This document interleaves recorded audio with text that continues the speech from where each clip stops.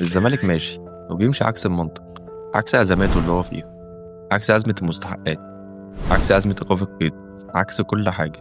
هيلعب وهو مغير 3 مدربين، وكابتن معتمد جمال جاي من غير عقد، وهيلاعب لعيبة صغيرة صعب جدا يحققوا نتائج إيجابية، ما عندهمش أي خبرات وعايزين اللي يشيلهم.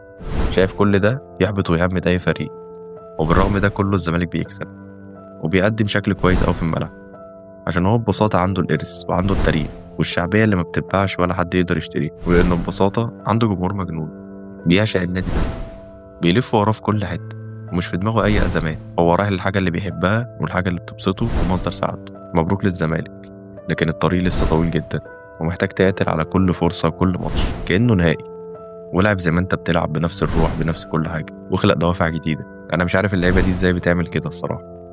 انت ولا بتاخد فلوس ولا بتاخد حاجة، وبرغم ده كله انت بتحاول تعمل على قد ما تقدر وزيادة عن طاقتك. فمبروك للزمالك والجمهور.